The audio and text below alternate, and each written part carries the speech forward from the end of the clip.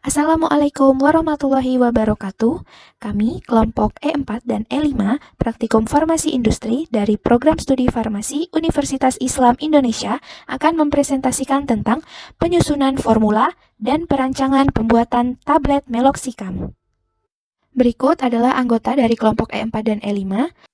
Untuk spesifikasi produk, nama produk sendiri yaitu tablet meloxicam dengan bahan aktif meloxicam berbentuk tablet dengan kekuatan sediaan 7,5 mg dan 15 mg. Berikutnya ada meloxicam dengan rumus molekul C14H13N3O4S2 memiliki fungsi untuk meredakan tanda dan gejala osteoartritis, rheumatoid arthritis, dan juvenile rheumatoid arthritis atau biasa disingkat JRA. Memiliki mekanisme secara reversibel menghambat enzim siklooksigenase 1 dan 2 atau COX-1 dan 2 yang akan mengakibatkan penurunan pembentukan prekursor prostaglandin yang memiliki sifat antipiretik, analgesik, dan antiinflamasi. Untuk dosisnya bisa dilihat sendiri pada layar berikut. Untuk meloxicam memiliki bentuk serbuk kuning pucat dengan kelarutan larut dalam dimetilformamida, sukar larut dalam aseton, sangat sukar larut dalam metanol dan dalam etanol, dan praktis tidak larut dalam air. Mempunyai pH sekitar 7,4 dan stabil pada suhu 25 derajat Celcius. Memiliki titik lebur atau titik leleh 256 derajat Celcius. Untuk penyimpanan dalam wadah tertutup baik pada suhu ruang 25 derajat Celcius dan hindari dari tempat yang lembab. Zat tambahan yang pertama, crospovidone dengan rumus kimia (C6H9NO(N) dan dengan struktur kimia bisa dilihat di layar. Crospovidone berfungsi sebagai disintegran. Pada toksisitas tidak menunjukkan efek samping. Pada pemberian bahan, bubuk berwarna putih hingga putih krem, terbagi halus, mengalir bebas, praktis tidak berasa, tidak berbau atau hampir tidak berbau, higroskopis. Pada inkompatibilitas, kompatibel dengan sebagian besar organik dan anorganik bahan-bahan farmasi. Ketika terkena tingkat air yang tinggi, crospovidone dapat membentuk aduk molekul dengan beberapa bahan. Pada data kelarutan, praktis tidak larut dalam air dan paling umum pelarut organik. Pada stabilitas bersifat higroskopis, sebaiknya disimpan di tempat yang kedap udara, di tempat yang sejuk dan kering. Untuk pH-nya 5.0 hingga 8.0. Untuk titik lebur atau lelehnya pada 150 derajat Celcius. Untuk penyimpanan, disimpan di tempat kedap udara, di tempat yang sejuk dan kering. Bahan tambahan selanjutnya yaitu crossgramelose sodium yang berumus molekul C8H16NaO8 yang berfungsi sebagai disintegran. Kemudian toksisitasnya umumnya dianggap sebagai bahan yang pada dasarnya tidak beracun dan tidak mengiritasi. Kemudian pemberian bahannya serbuk tidak berbau, putih atau putih keabu-abuan yang ber-pH 5-7 dalam dispersi berair. Titik leleh atau leburnya 1600 derajat Celcius. Data kelarutannya tidak larut dalam air meskipun membengkak dengan cepat hingga 4-8 kali dari volume aslinya saat kontak dengan air. Praktis tidak larut dalam aseton, etanol, dan toluena. Kemudian stabilitasnya bahan yang stabil. Inkompatibilitas asam kuat atau dengan garam larut besi dan beberapa logam lain seperti aluminium, merkuri, dan seng. Kemudian penyimpanannya harus disimpan dalam wadah tertutup baik di tempat yang sejuk dan kering. Bahan tambahan berikutnya yaitu magnesium stearat dengan rumus kimia C36H70MgO4 dengan struktur kimia yang dapat dilihat pada layar. Mg stearat mempunyai fungsi sebagai lubrikan, kemudian untuk toksisitasnya, apabila dikonsumsi oral dengan jumlah yang besar, maka dapat menghasilkan efek pencahar atau iritasi mukosa. Kemudian untuk uji toksisitas pada tikus menunjukkan bahwa tidak mengiritasi kulit dan tidak beracun ketika diberikan secara oral atau inhalasi. Pada uji kandung kemih tikus, belum terbukti bahwa Mg stearat bersifat karsinogenik. Untuk pemberiannya, berwarna putih, sangat halus, bau samar asam stearat, dan rasa khas. Data kelarutan praktis tidak larut dalam etanol, eter, dan air. Dengan nilai log P yaitu 10,89, pH 6,5, titik lelah atau titik lebur 117 derajat Celcius sampai 150 derajat Celcius. Kemudian memiliki stabilitas yang stabil dan harus disimpan dalam wadah tertutup rapat, wadah di tempat yang sejuk dan kering. Untuk inkompatibilitasnya dengan asam kuat, alkali, dan garam besi. Hindari pencampuran dengan bahan pengoksidasi kuat. Tidak dapat digunakan dalam produk yang mengandung aspirin, vitamin, dan alkaloid garam. Untuk penyimpanannya harus dalam wadah tertutup rapat, sejuk, dan kering. Selanjutnya ada Avisel pH 102, fungsinya sebagai pengisi dan pengikat, toksisitasnya bahannya relatif tidak beracun dan tidak mengiritasi. Terus pemberiannya murni, sebagian terdepolimerisasi selulosa yang berbentuk sebagian kristal, putih, tidak berbau, tidak berasa, bubuk terdiri dari partikel berpori. Terus data kelarutannya itu sukar larut dalam larutan NaOH 5% B/B, praktis tidak larut dalam air, asam encer dan sebagian besar. Log P 4,2, pH-nya 6-8, titik lebur atau lelehnya 260-270 derajat Celcius, stabilitas stabil meskipun higroskopis. Inkompatibilitasnya itu tidak kompatibel dengan agen-agen oksidator kuat. Penyimpanan harus disimpan dalam wadah tertutup baik pada tempat sejuk dan kering. Eksipien selanjutnya adalah koloidal silikon dioksid atau aerosil, strukturnya SiO2. Fungsinya sebagai glidan, umumnya termasuk eksipien non-toksik dan non-iritan, namun injeksi intraperitoneal dan subkutan menghasilkan reaksi jaringan lokal. Pemberiannya, strukturnya ringan, mudah lepas, berwarna putih kebiruan, tidak berbau, tidak berasa, berbentuk bubuk amorf, dan higroskopis.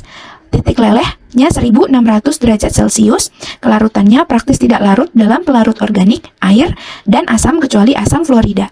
Stabilitasnya pada pH lebih dari 7,5, viskositasnya berkurang, dan di pH lebih dari 10,7 dapat larut membentuk silikat.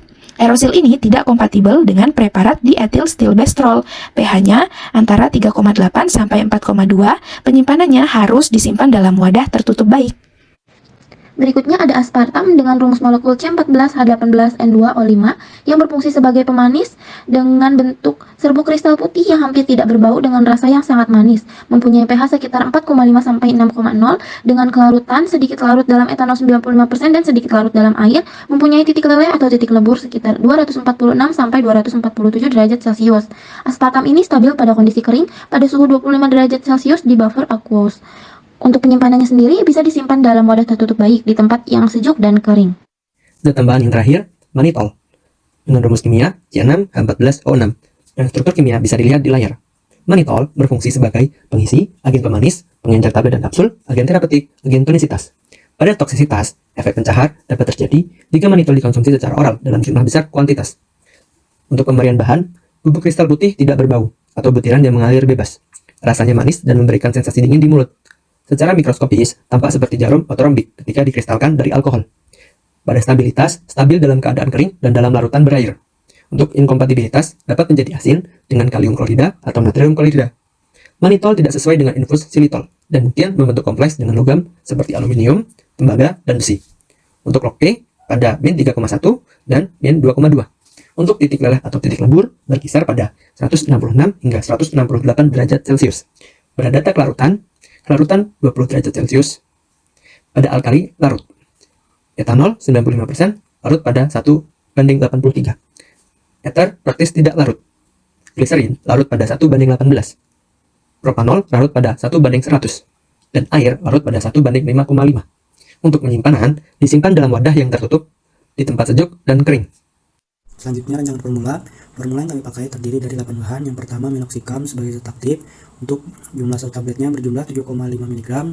Crospapidon sebagai disintegran berjumlah 7,5 mg. Cross carmelos sodium sebagai disintegran berjumlah 0,75 mg. Magnesium stearat sebagai lubrikan berjumlah 2,25 mg. Avisel sebagai pengisi pengikat berjumlah 63 mg. Aerosil sebagai glidan berjumlah 1,5 mg. Aspartam sebagai pemanis berjumlah 4,5 mg. Kemudian manitol sebagai pengisi berjumlah diet sampai 150 mg.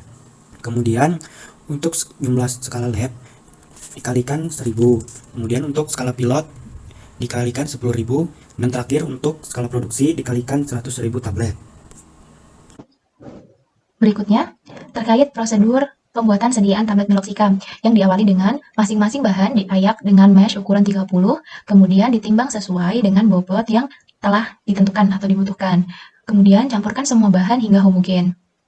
Pembuatan tablet meloxicam dilakukan dengan metode gempa langsung dengan cara mencampurkan zat aktif dan eksipien hingga homogen. Yang selanjutnya dilakukan evaluasi antara lain kecepatan alir, sudut istirahat, indeks kompresibilitas. Kemudian campuran serbuk digempa langsung menggunakan mesin tablet, single, punch, dan diatur dengan kekerasan 3-5 kg dengan bobot 150 mg. Kemudian tablet siap untuk dilakukan evaluasi, antara lain uji keseragaman bobot, uji keseragaman ukuran, uji kekerasan, uji kerapuhan, uji waktu pembasahan, uji keseragaman ukuran, dan uji disintegrasi.